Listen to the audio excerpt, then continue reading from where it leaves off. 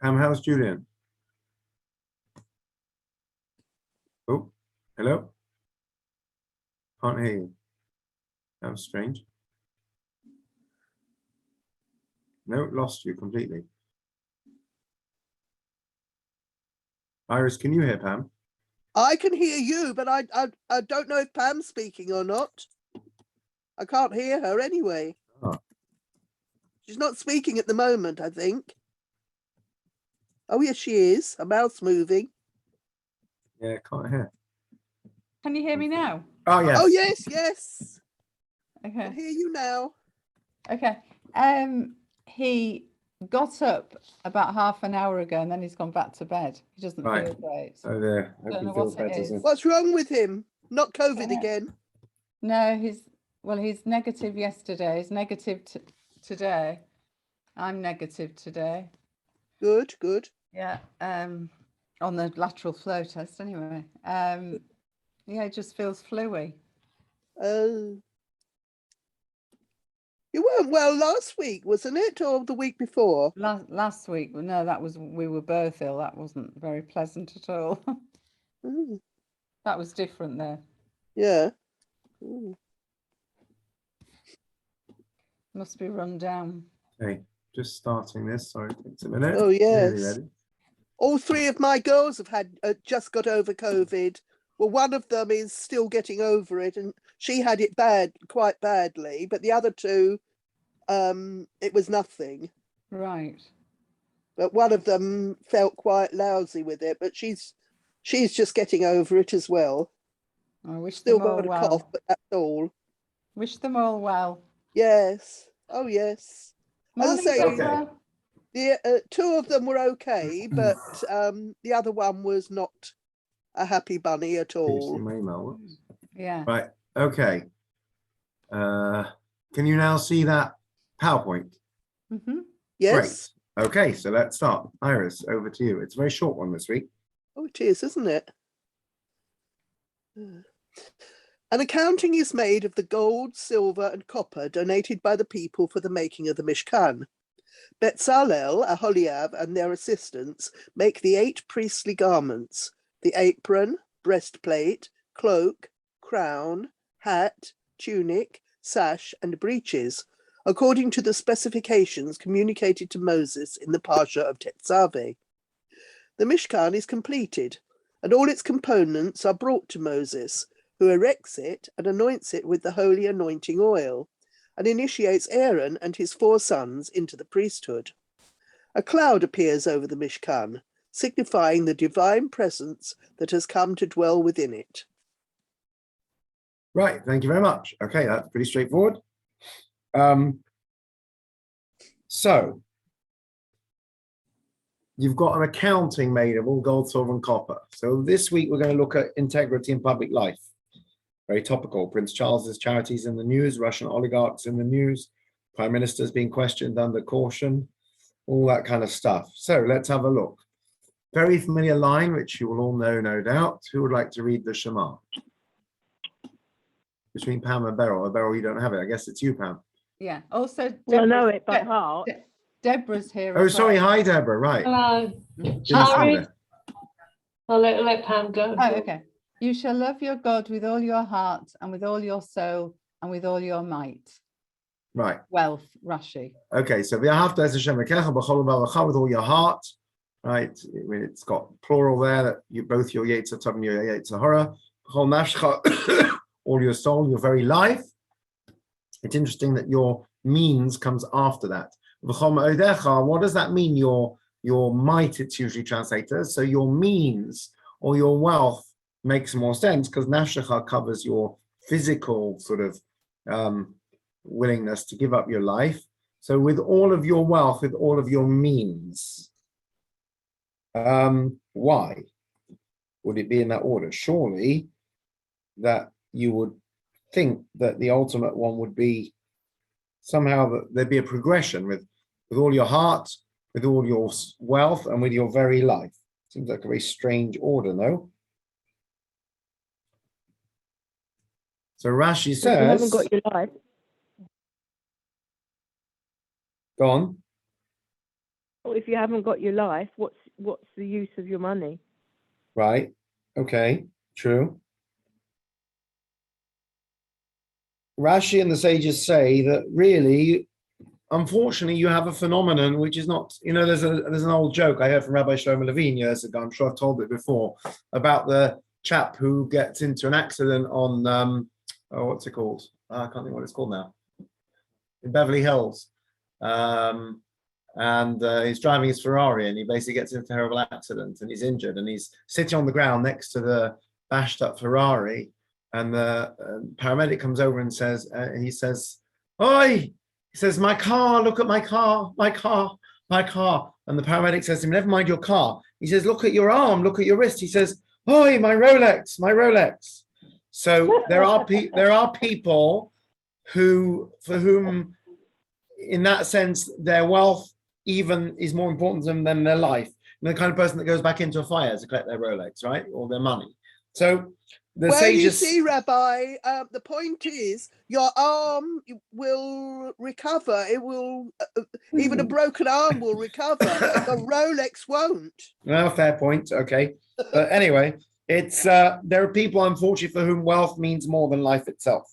Of course, life is more important than money, but the rabbis also knew that people behave irrationally when it comes to possessions. This is just a very small quote from the Gemara in Shabbos. It was talking about allowing people, it's come out slightly wrong, allowing people to go into a fire. What circumstances you could basically extinguish a fire on Shabbos, or go into engage with a burning building on Shabbos and things like that. And the rabbis discussed there that people become very agitated about their property and they basically will do silly things, right? So this is the Gemara. I'll just read it. It says, bahol al mamona. Person becomes bahol means like, mavhil means something like unbelievable, something like you would say in the old days, crazy, probably not nowadays. Mavhil is like bizarre.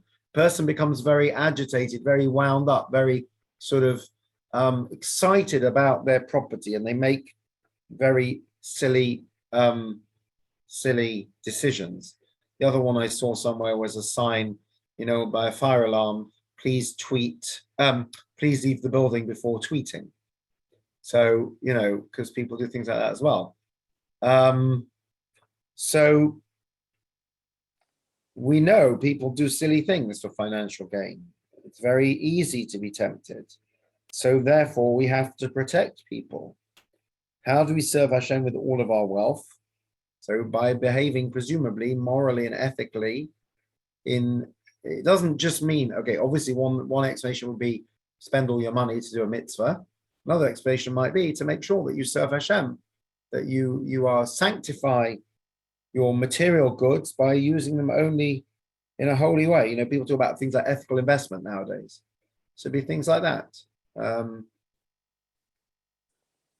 It's always a subject of great interest that many yeshivas and kollels will take money from people who they probably wouldn't make a shidduch for their daughters with, but they're quite happy to take money from people. There may be a small number of yeshivas or kollels out there that would say, we wouldn't take money from someone if they earned it from working on Shabbos. But most don't ask. It's interesting, when it comes to these things. The Turei Carter do not take money from the Israeli government. I think Satmar don't either. You don't really have Satmar institutions in Israel, don't think, actually. But, at least they're consistent with their ideology, If you want to be anti-Zionist, at least don't take money from the government, Sorry, my doorbell's going. Just give me one sec.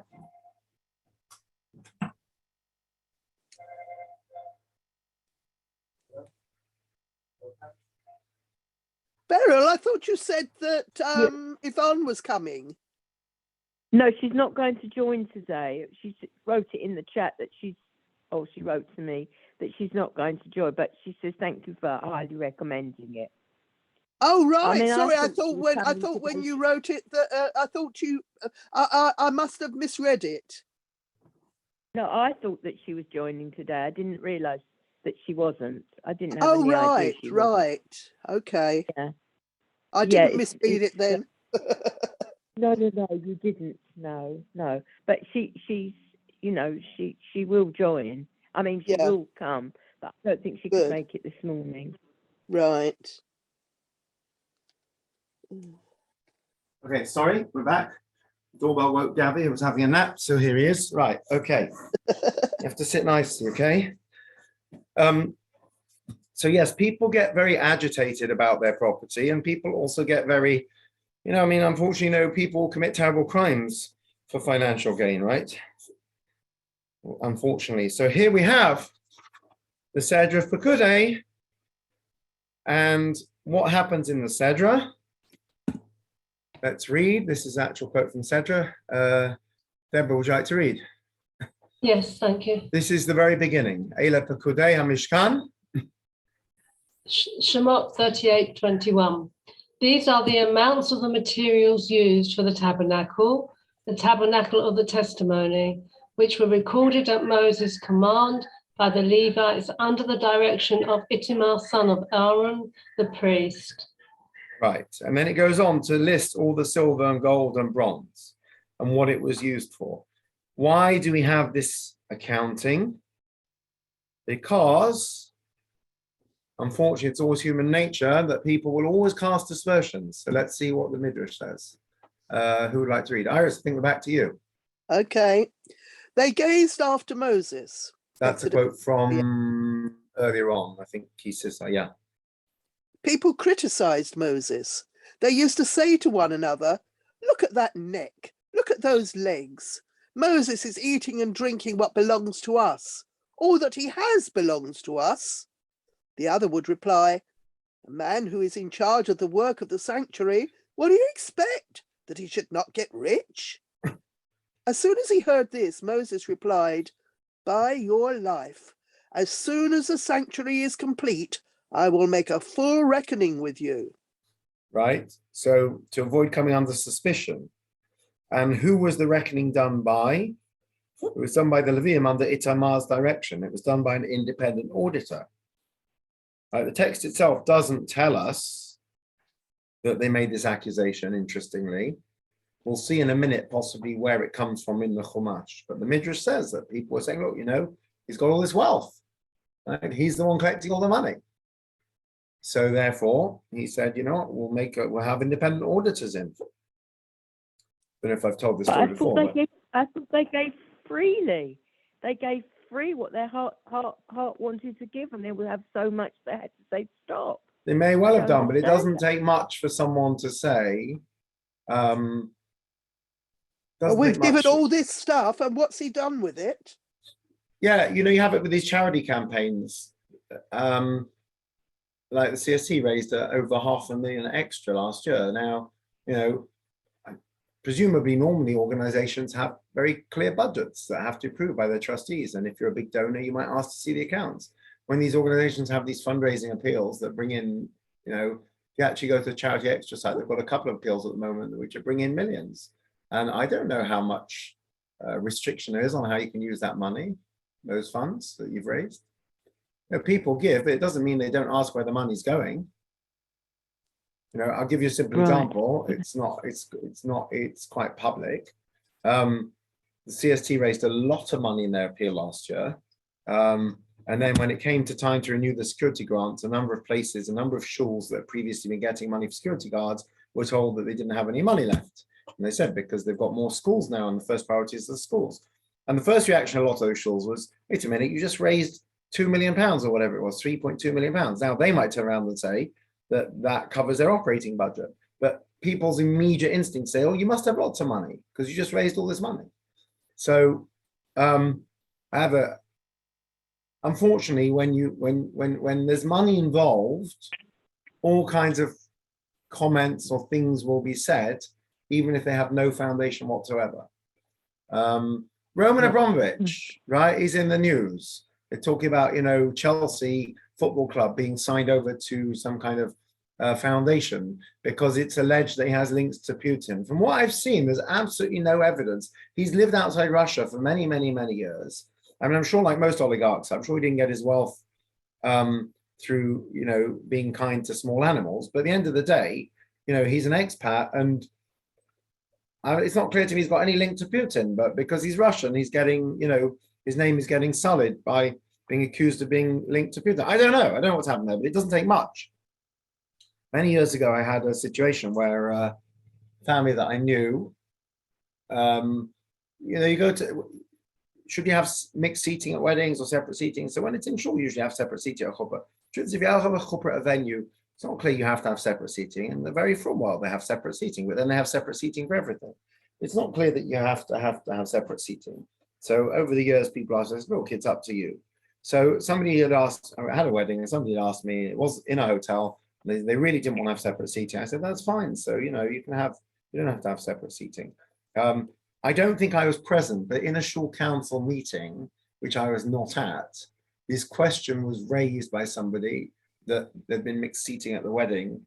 And the father of the groom was a multi-millionaire who I have to say had never given a penny specifically to me or any cause I was raising money for, whatever. But they said, oh, probably gives the rabbi the money or something like that. It was ridiculous. Oh, that's an aspersion, isn't it? It's aspersion. Oh my gosh. So it doesn't take much. So Moshe said, I'm going to make full reckoning. Now, there's no suggestion in the text of this week's parsha that anyone was accusing him of. By the way, we've had this before, right? We're going to see later on, about how they had to make sure that they had no pockets in their tunics, so they couldn't pocket money and so on. The truth is that we already know that they were supposed to have, Moshe and Aaron were supposed to count it together so that there would be no aspersions. But even then, I guess people said, oh, they're looking out for each other. So Moshe's response, which is the right response, was, I'll open my books for you. I've got nothing to hide. Rather than saying, how dare you accuse me? How dare you say such a thing? I'm insulted or whatever. So there is a pasuk, a verse during the Korach rebellion. Let's have a look. Who just read? Iris. Pam, I think we're back to you, referee. Okay. Moses was much aggrieved, and he said to pay no regard to their oblation. I have not taken so much as a donkey off any one of them, nor have I wronged any one of them. I'm just Googling oblation, unless anyone knows what it means. Oh, good. I'm glad you're doing A that. It's thing a free presented, gift. it's an thing offered to God. Right. Okay. Freely, Thank you. offered freely. Right. Yes. I have not taken so much as a donkey off one of them, nor have I wronged any one of them. Right. So why did he mention the donkey? So there's a suggestion. Maybe here there's an allusion to his integrity, that he felt that he has to say, I've not taken anything that I shouldn't have.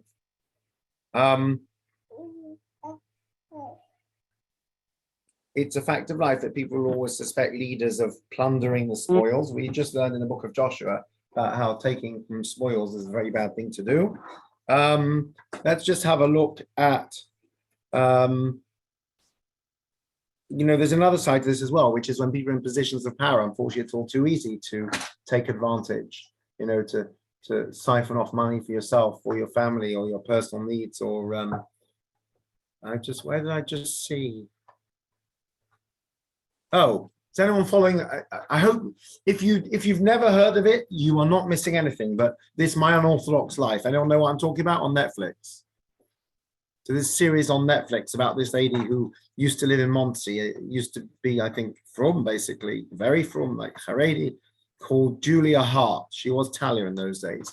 And she basically completely not from anymore. And she married this non-Jewish guy, and she wears all this skimpy clothing. And she was the CEO of this elite world fashion, and she was worth millions and millions. And they made this show about how basically her daughters also, she sort of weaned them off Yiddishkeit, and she's really upset because her youngest son is still from. And anyway, it's a terrible chilashim, it's a horrible program, and I watched a few bits of it, and it's so crass. It is so materialistic, it's ridiculous, just constant materialism. Anyway, she's apparently now divorced her husband, or he's divorced her, and she's been accused of basically using company funds to enrich her own lifestyle. And she's being sued by him for return of millions to the company. And I'm just thinking, I don't understand this, because surely there must have been some checks and balances in place in the first place. You shouldn't be able to just spend company money, there should be something to protect that. Anyway, But I guess it's very tempting when you have access to that. So let's see what Rabbi Yochanan ben Zakkai had to say to his Talmidim. This is a very famous Gemara, which casts light on perhaps how we as human beings are wired or should be wired. Here, I will read it. So his Talmidim said to him, he was on his deathbed, his Talmidim said, bless us, Master, Rabbi, right? Rabbi, give us a bracha.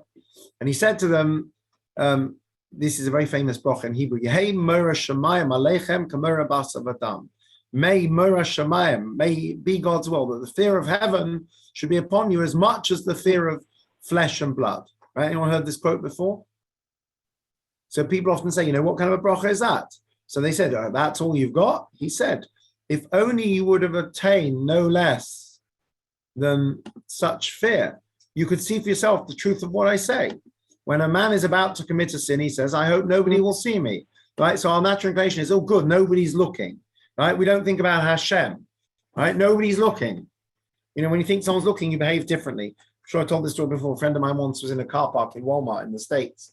Rabbi Shais Taub, who's now become quite a famous speaker, and he sees a woman screaming at her kids, and basically, she was hitting them or threatening them, or yelling and screaming at her kids. And if you would have said what's going on, we would have said clearly she's lost the plot. She's just out of control. She can't handle the kids. And basically, the moment she saw him, she calmed down. So we always said, which is it? When you see a person, you behave very differently.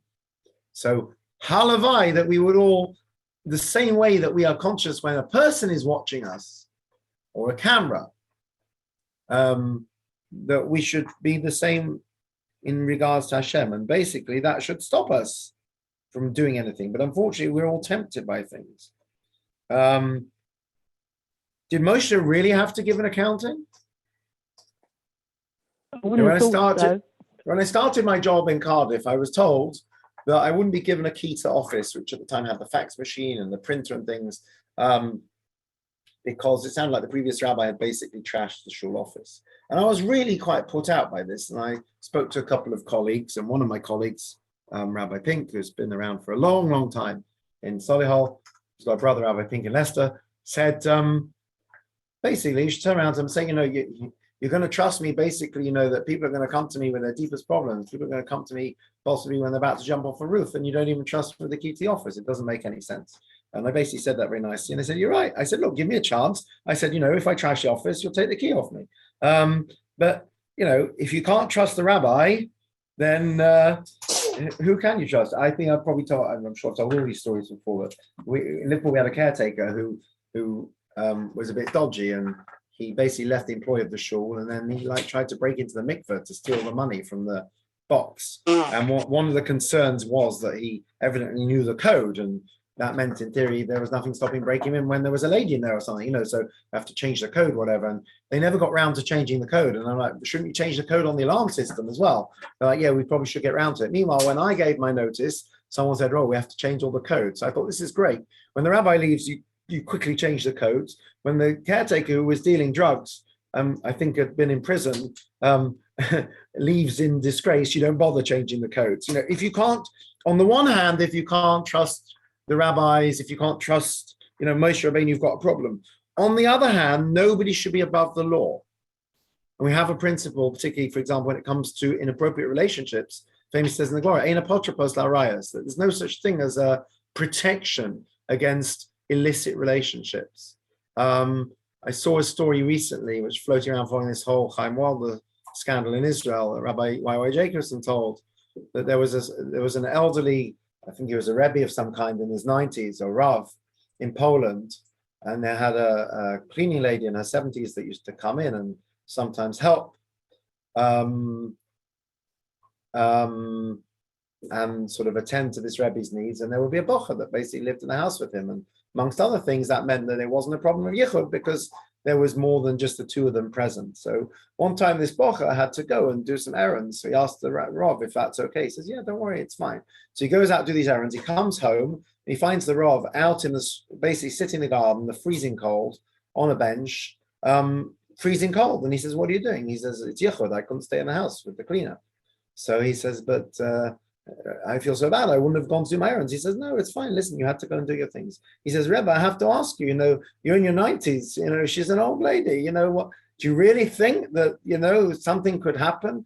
And this, I don't remember who it was. This Rav says to him, he says, with my Yetzer Hara, he says, before you know, I'll be 18 again and she'll be 21. In other words, temptation does things to you. And when you think you're immune to it, that's when the problems occur. So on the one hand, you could say, how could you not trust Moshe Rabbeinu? On the other hand, everybody should have checks and balances. Everybody should have. That's why we have the concept of, I don't know if it's expressed as two signatories, but the idea of having two signatories is certainly would sit with halacha, that nobody should have a single responsibility for something they could later be accused of impropriety. Nobody should be alone with a person. Interestingly, we normally say of the opposite gender, the Rambam adds of the same gender. In today's world, we would probably say that, right? Teachers, certainly you wouldn't put a teacher with the same gender pupil in a locked room anymore, or a doctor even, or a therapist. You would make sure that there's CCTV, or that the door is open, or that there's somebody in the adjoining office. And actually, you probably would say that for same gender as well. The world has changed.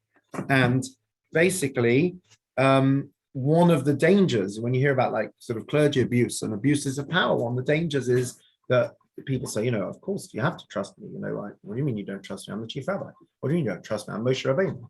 What do you mean you don't trust me? I'm the prime minister. And next thing you know, people do things they shouldn't. So we need a balance. We need checks and balances, and no one should ever be offended by the need for checks and balances. But of course, we need to trust our leaders as well. So did Moshe really need to do this accounting? Why couldn't he have turned around to them and said, you don't like it, it's just too bad? So here's the answer. Interesting passage from Kings, 2 Kings, talking about something else. But anyway, who would like to read? Pam, I think we're back to you. I can't remember. I think it's Deborah, isn't it? Deborah, Yeah. would you like to read? Yeah, Right. sure. So 7 Kings to 12, chapter 12, 16. Now, shall I read the Hebrew? Yeah, if you want. Lo yachashvu es ha'anashim asher yitnu es ha'kesef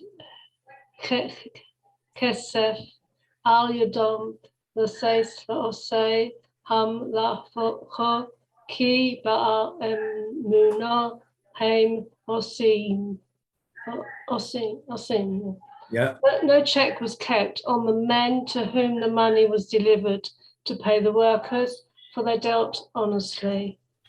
Right. This is always the problem, right? How do you know people are honest? So even if you know people are honest, obviously you can see the logic of saying that you still want to be beyond any kind of reproach. So of course, Moshe doesn't need to give an accounting. Listen, if you don't trust Moshe, you've got bigger problems. Moshe is the one leading you into the promised land. Moshe is the one conveying the words of God. If you don't trust Moshe with your money, how can you trust him with anything? And yet, nonetheless, transparency and accountability of public funds, even if you're impeccable, right? And this is what Yisro had told him, in fact, when he told him that he needs to have captains and team leaders, right? What did he say? What were the criteria? Anyone remember what the criteria were for when Yisro said to Moshe, you need leaders of tens and thousands and hundreds and 10,000s? What were the criteria? You remember? But you couldn't do it all himself. He will wear himself out. Right. So what were the criteria for getting the job? To be They wise, were honest men. wise of heart, was it? Wise, Yeah. wise heart. Let's have a look. You shall seek out from among all the people capable individuals who fear God, right? Trustworthy ones who spurn ill-gotten gain, right? Who reject any kind of dishonest financial gain, right? When it says of judges, it has to be people that hate bribery, basically. So it has to be people who hate dishonest gain. Does that mean they have to be not materialistic? Probably. There is always going to be a concern that if people are too materialistic, there's always a risk they're going to get seduced by wealth. So I imagine that being less materialistic would be a benefit.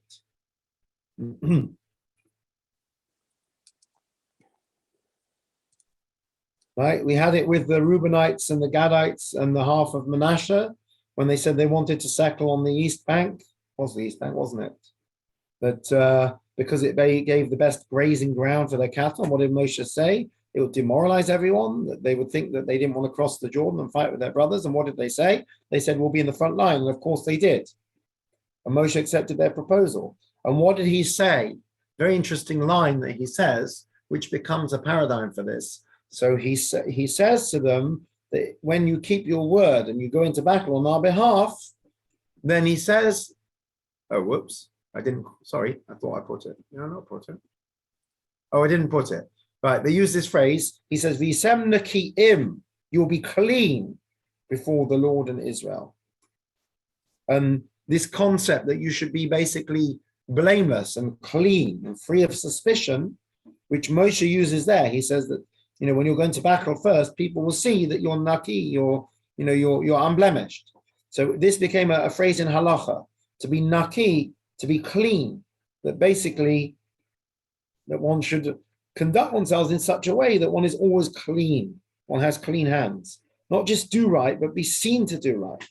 I often talk about being seen to do the right thing, especially when there's room for rumor and suspicion. This is a memo that clearly the Prime Minister missed. And not just to do the right thing, but to be seen to do the right thing. If you already have to explain that you weren't really there and it was a works gathering and this and that, and actually, strictly speaking, it wasn't illegal and all the rest of it, then you basically lost the moral high ground. Yeah, that's the reality. You have to be seen to do the right thing. Not just do the right thing, but be seen to do it as well. It's very important. We find examples of this. So being naki, having clean hands, being squeaky clean. Why? I was going to say whiter than white. That's probably not politically correct. Is very important, right? And we see that in practical things as well. We know, like about Marisai and not doing things that give the impression that that somebody's doing something wrong, even if they're not, right? Also, so these things are all very important. So let's see a couple of examples of this in public life. This is talking about the Kohanim, I think. Who would like to read? Where are we up to? We're back to me, I think. Okay. I mean, we don't have to go in order. I'm just. It's okay. I'll do it. I'm quite happy. Right, go on. They did not enter the chamber wearing either a bordered cloak or shoes or sandals or tefillin or an amulet, lest if he became poor, people might say that he became poor because of an iniquity committed in the chamber. Or if he became rich, people might say that he became rich from the appropriation in the chamber. Right, this is when they're going into, sorry, 1 second, this was, I think, the base. Do you remember they had, I can't remember what it was called, but it was I think it was the Lishkas Hagazis it was called. I can't remember which one it was, but they had this very simple system that they would have this room that you could, if you needed charity, you would go in and take. And if you wanted to give, you would go in and give. So nobody ever knew if somebody was giving or taking, but the Kohanim that would oversee it, they didn't even wear a cloak with a hem so that nobody could suspect them of, I'm not sure about the point about the shoes or sandals or the tefillin or amulet, but the shoes or sandals, I think it was that they wouldn't hide anything in there. Basically, they're completely free of any kind of suspicion. Sorry, carry on. Yeah. For it is the person's duty to be free of blame before men as before God, as it is said, and be clear before the Lord and before Israel. So it says clear here, but I would translate it as clean because it's naki, yeah. And it also says, so shall thou find favor and good understanding in the sight of God and man. Proverbs. Right, so the people who would enter the chambers were forbidden to have anything where they could possibly hide or steal coins.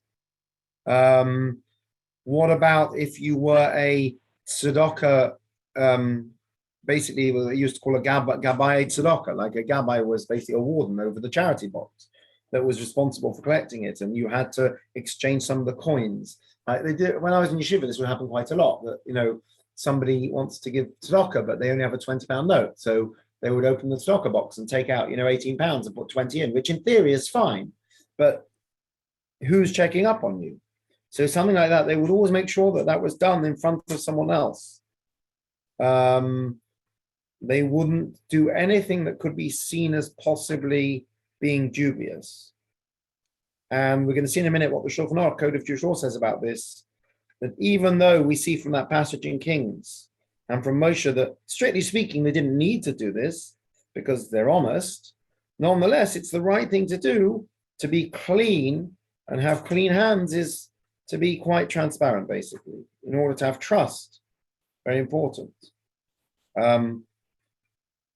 So even, no one's saying we don't trust Moshe, but nonetheless, no one is above the law, no one is above suspicion. Let's see what the Shulchan Aruch says.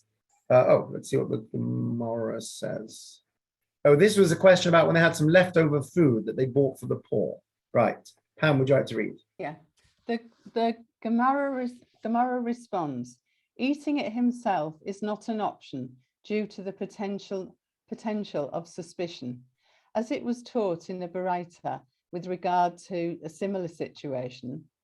Collectors of charity who have no poor people to whom they can contribute the money change the money with other people and do not change it themselves. It is with their own coins. So I think somebody's got a tzedakah box full of pennies, basically, right? If you've got somebody to give pennies to, great. If you haven't, you try to exchange it for, let's say, some notes so that it's easier to keep track of if you can't distribute it straight away.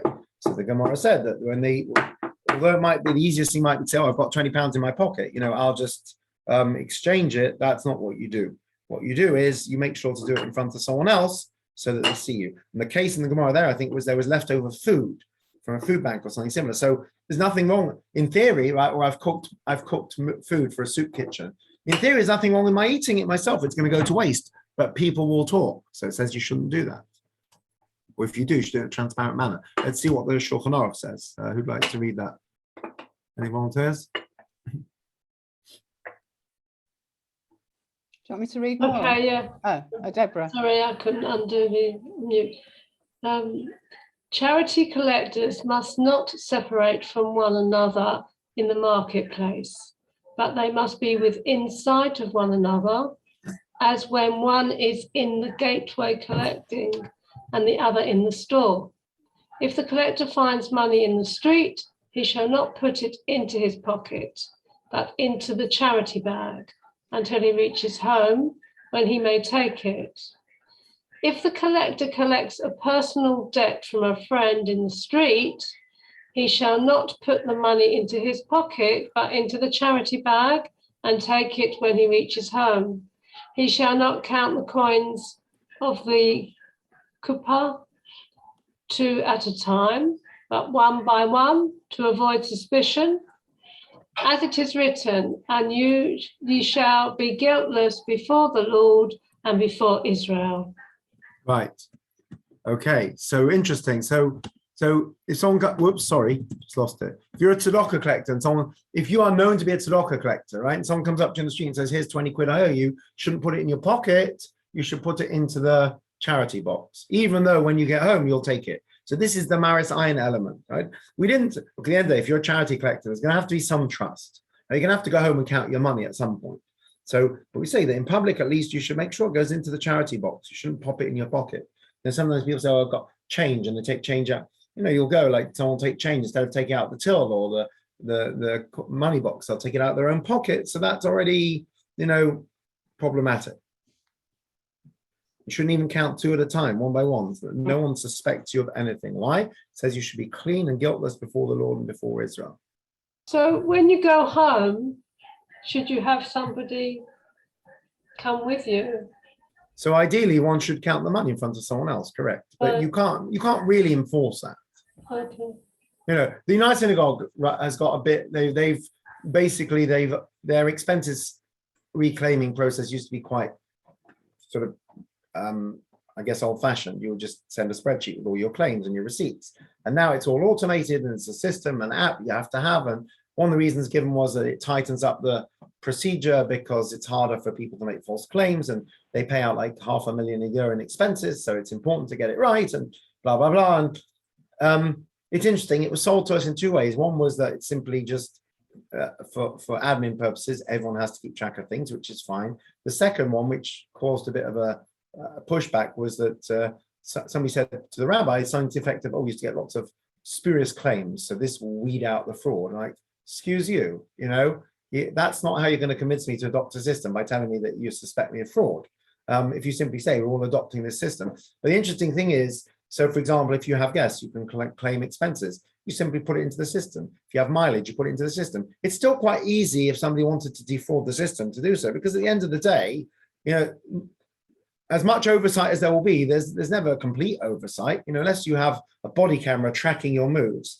So you can say to somebody, you should open your charity box with someone else present, but nothing stops them taking something out while no one's around. At some point, there's going to be trust. But what we can say is that in public, you should always give the, impression of being transparent. So you shouldn't ever say, oh, I'll count this money myself without someone else, preferably independent, present. Same reason you have independent auditors on accounts. Now, interesting. So go on. What was the kuffar? Kuppar is a charity box, basically. Oh, right. Yeah.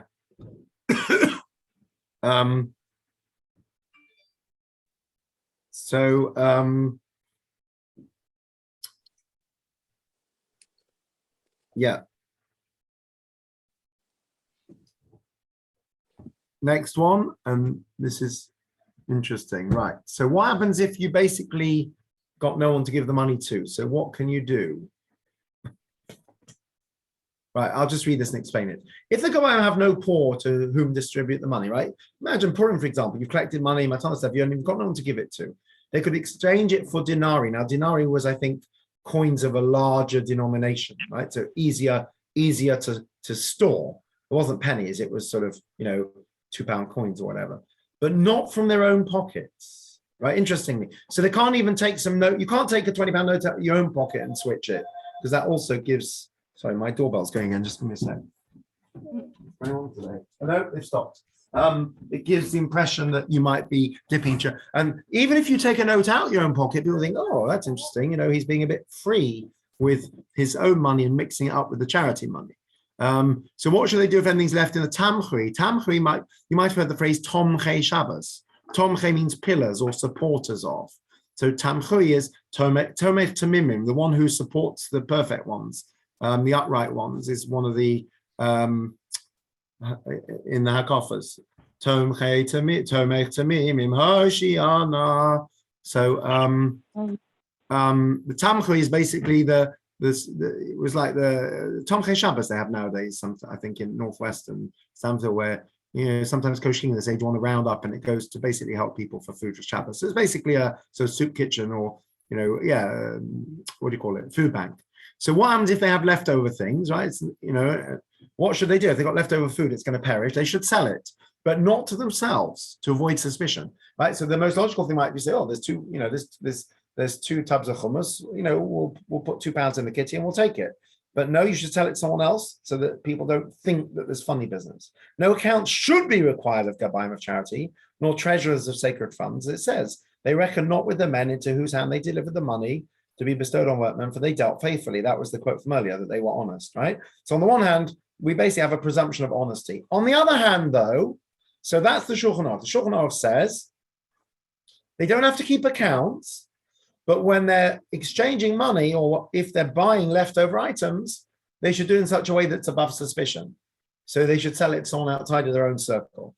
Now, the Ramah, that's Rabbi Moshe Islis, who is adds his comments, glosses they're usually called, on the Shulchan Aruch, who's primarily followed by Ashkenazim. He says this: still, in order to be clean, guiltless before the Lord and before Israel, it's better that they should submit accounts. And besides, the text there in Kings refers to men whose honesty and capacity were undisputed.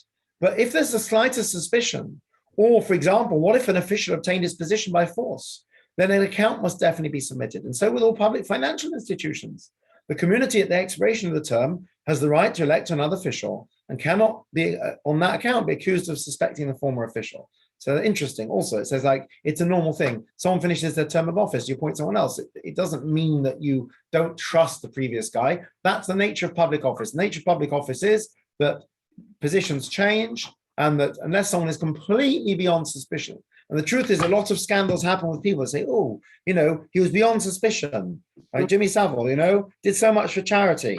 People,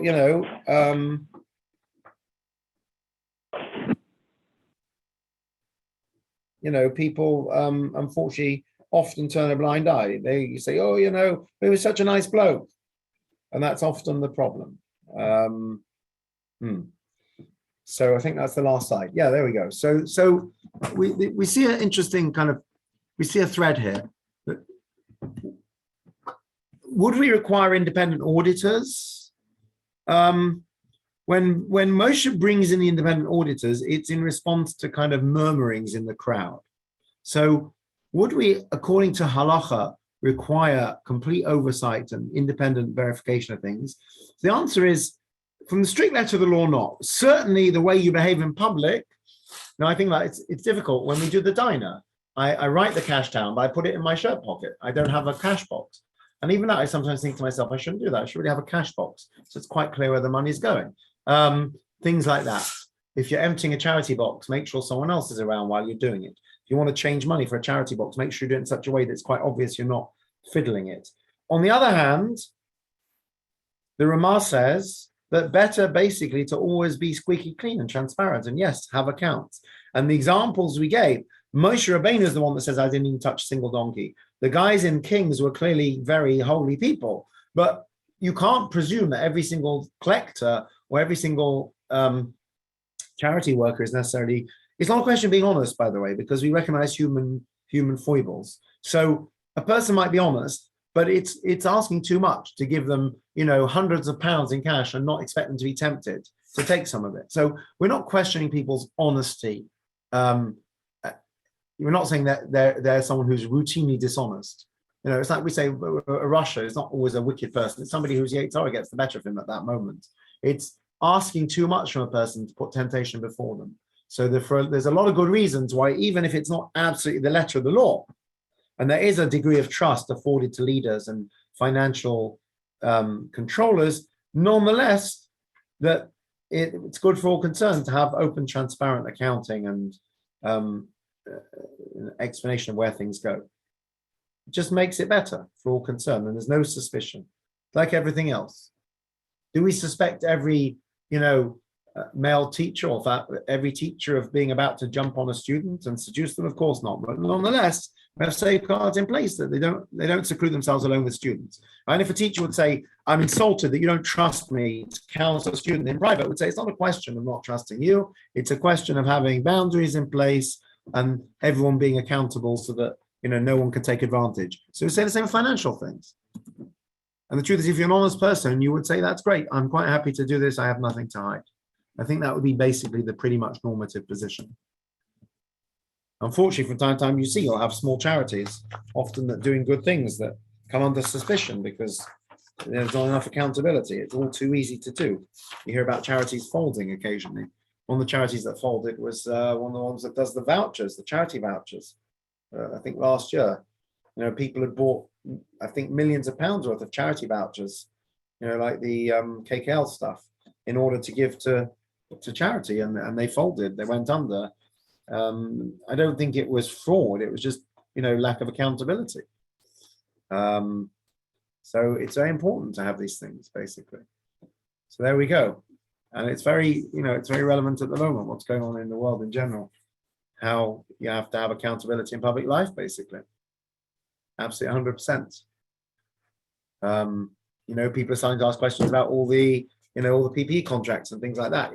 Because of COVID, suddenly, all the normal processes broke down, and people are saying, well, we needed masks urgently. What are you supposed to do when you need something urgently? You have to go. And on the one hand, that's true. I'm sure. If we needed if we need a plumber in our house, if you're a tenant and you need a plumber and it's not urgent, landlord will get a few quotes. If you've got water gushing into your lounge, then presumably you'll call an emergency plumber and you expect the landlord to foot the bill. But if you then call him back out the next day and the day after, and it turns out he's your third cousin twice removed, then we get a bit concerned. So there's always going to be room for, unfortunately, bending the rules. But actually, it does illustrate all of this, accountability. Just be straight with people. Declaration of interest. MPs have to declare their interests. School governors, you have to declare your interests at the beginning of a meeting.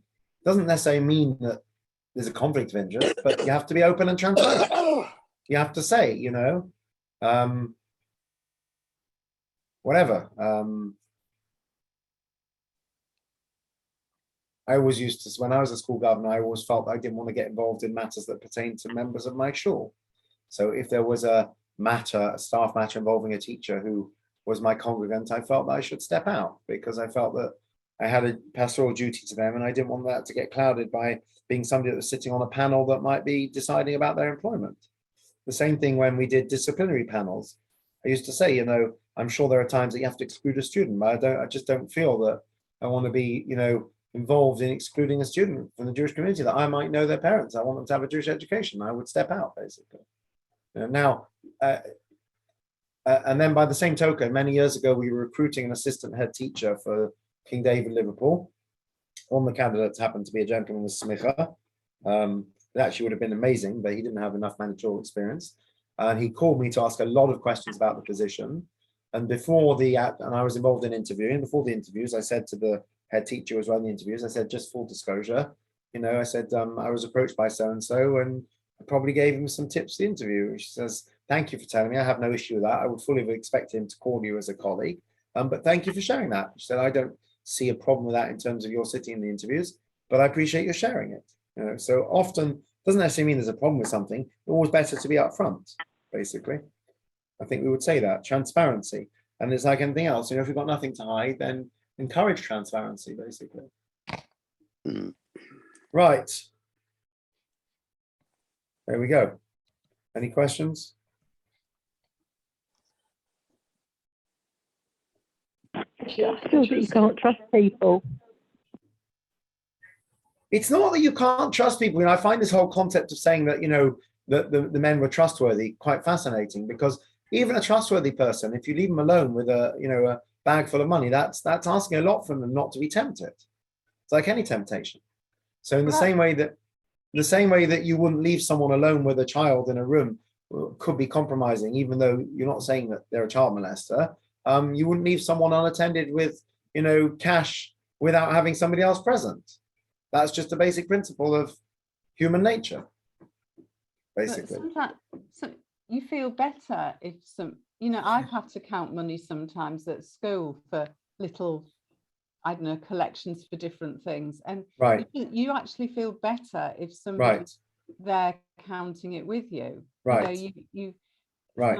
It's not that I was tempted to take it. It was just that you just feel better that somebody else is doing it with you. So absolutely.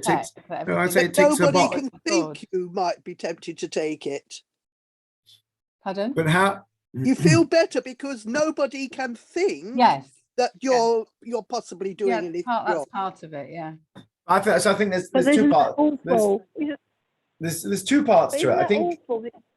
Well, it's human nature. I think there's two parts to it. There's the setting up of boundaries, which applies whether in financial matters or personal relationships. Very important to have boundaries so that someone is less likely to be able to cross the boundary because you have that boundary in place, whether financial or intimate boundaries. And then there's the human nature, which is that we have a Yetzer Hara, which tempts us, like that Rebbe in the story. Yes, he might be 90 and the cleaner might be 70, but, people do funny things when they're tempted, even the greatest people are sometimes tempted when, they have access to, and the risk is that the higher up you are in a position of leadership, the more authority, the more trust you will have. And one of the problems, unfortunately, with a lot of the child molestation has been just that people have been in positions of trust. So you have to have built-in safeguards. And one should support those safeguards, because like in Pam's case, you'll say, well, I would never steal anything, but I appreciate that there might be those who are tempted and there might be those that are not honest. And the only way to protect is to have one rule for everyone, that you have to always have oversight. That's just the reality. MPs used to be able to claim expenses without receipts. Who ever heard of the thing? Who in this world can claim expenses without receipts? MPs could do it. Why? Why should an MP be trusted over a rabbi or a school teacher? That's ridiculous. How hard is it to produce a receipt? And also in a business, usually I think there's supposed to be 2 signatories for the checks. Correct. And just because you're the managing director or the chief executive doesn't give you, one thing that baffles me, but I guess he's a dictator, is that, Putin saying he's going to use nuclear weapons. Well, isn't there some kind of process you go through? Is it really the president could just put his finger on the trigger? What happens if he's basically barking mad? It's quite worrying. Now in Britain, you would have democratic, protections in place. I guess in Russia, you don't have that. It's rather worrying. You see there why you need checks and balances. You see why you need checks and balances. So we would argue you need these type of people are law to themselves anyway. Of course they are. You're never going to stop that, are you? And there was a picture going around where when he announced that he was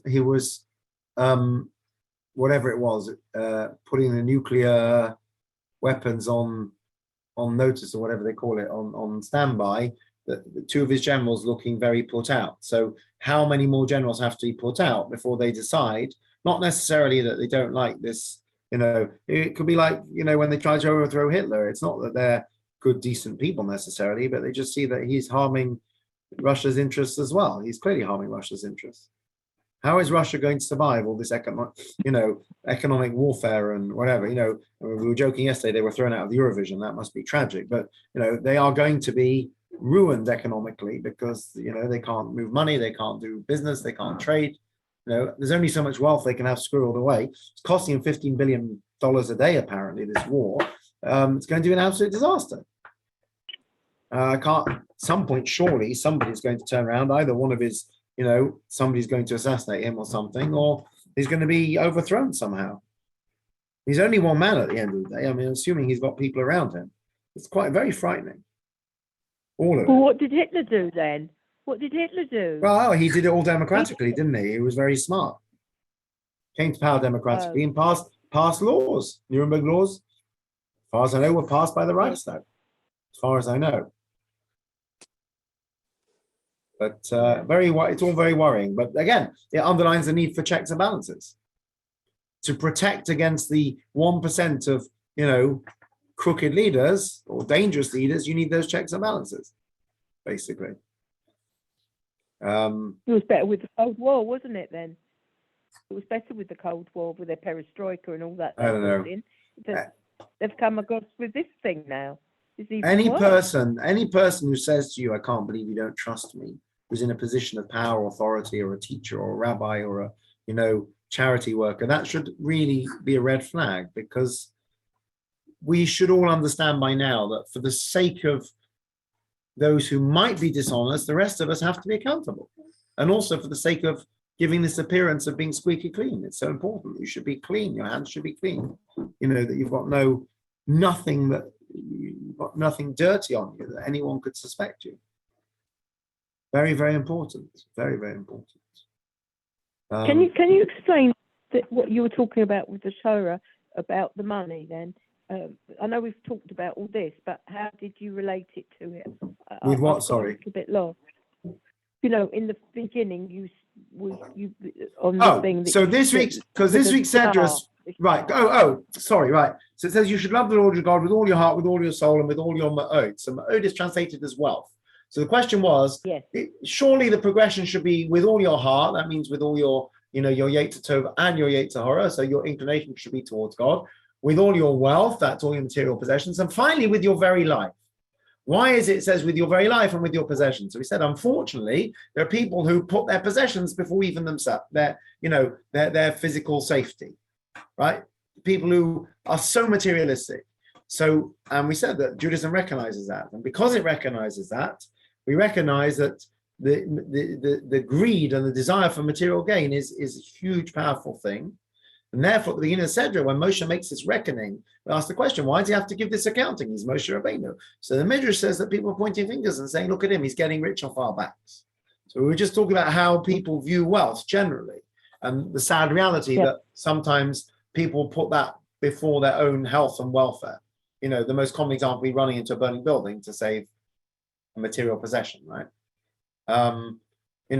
Classic question, if the shul's burning down, do you stop to save the Sifrei Torah? The answer is, of course you don't. You run out the shul. If you can safely do so, of course you should. But if it's going to put you at risk, of course not. And yet most people will say, well, how can you not take the Sifrei Torah?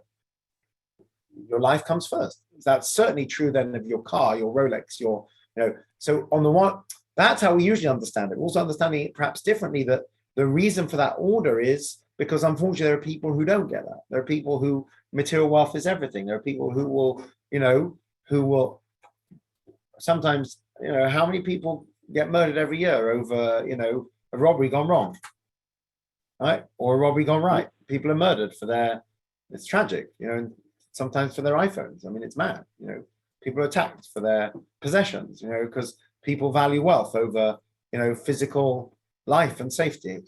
To be fair, it's usually someone else's life, not their own, but still, people, those are the priorities.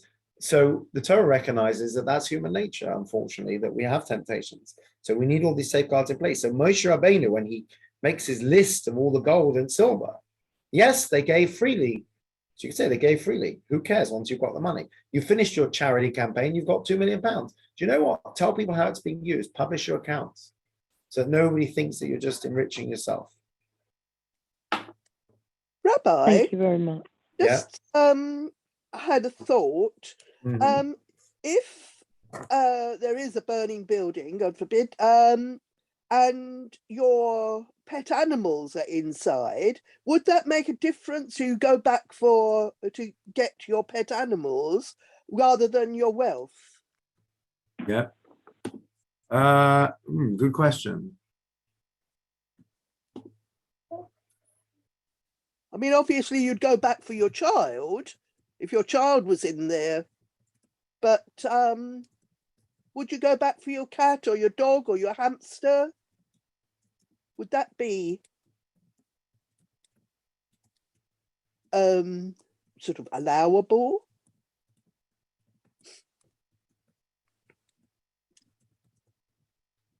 You go back. Well, no, not to. Sorry, I was spacing out. Not to put yourself at risk. No, not really.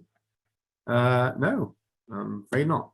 So, yeah, no. Look, it's tragic if anything happens to your animals, but at the end of the day, But you could grab them on the way out. well, you can grab them on the way out, but you shouldn't put yourself at risk. So, yeah. Doorbell's going again. That's probably my cue to go offline. Okay, I'm supposed to be at another share. So please forgive me. Thank you, But there Thank we you, go. Rabbi.